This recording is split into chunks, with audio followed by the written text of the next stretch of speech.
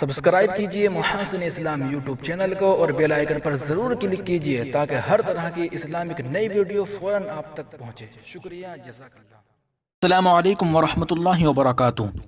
دیوبند کی noodle officer محترمہ سشما دیوی کی قیادت میں ایک معائنہ کار ٹیم نے دارالعلوم کا دورہ کیا۔ دارالعلوم دیوبند میں تعلیمی سلسلے کے آغاز کی اجازت پر سب سے بڑی خبر۔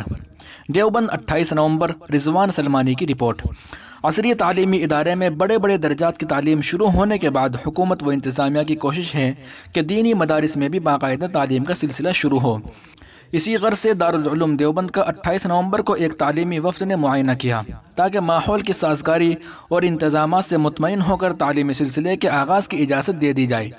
گورنمنٹ گرلز انٹر کالج کی پرنسپل اور بلاک دیوبند کی نوڈل آفیسر محترمہ سشما دیوی کی قیادت میں ایک معائنہ کار ٹیم نے دارالعلوم دیوبند پہنچ کر ادارے کے محتمم اور دیگر ذمہ داران سے ملاقات کی۔ ملاقات کے دوران معائنہ ٹیم نے تعلیمی سلسلے کے آغاز کے لیے کئی جانے والی انتظامات سے متعلق معلومات حاصل کی۔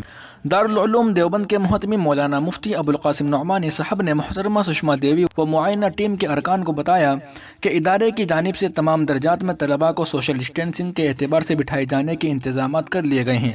انہوں نے بتایا کہ سینیٹائزیشن، تھرمل اسکیننگ اور دیگر ضروری اقدامات بھی مکمل کر لیے گئے ہیں۔ بعد ازاں معائنہ ٹیم نے تمام تیاریوں کا موقع کا معائنہ کیا۔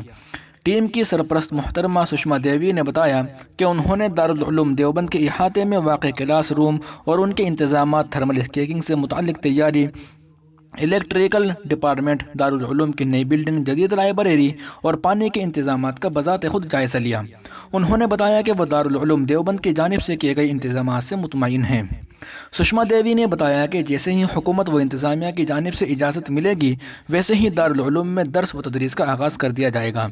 ایک سوال کے جواب میں سشما دیوی نے کہا کہ دارالعلوم دیوبند آ کر انہیں روحانیت اور ایک نئی قسم کا سکون محسوس ہوا ہے۔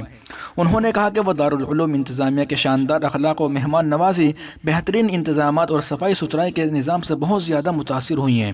دارالعلوم انتظامیہ نے بھی ٹیم کو اپنے مکمل تعاون کی یقین دہانی کرائی۔ اس موقع پر مولانا مفتی ابوالقاسم نعمانی صاحب، مولانا عبدالخالق مدراسی صاحب، مولوی مرتضیٰ اور مولوی اسجد وغیرہ موجود رہے۔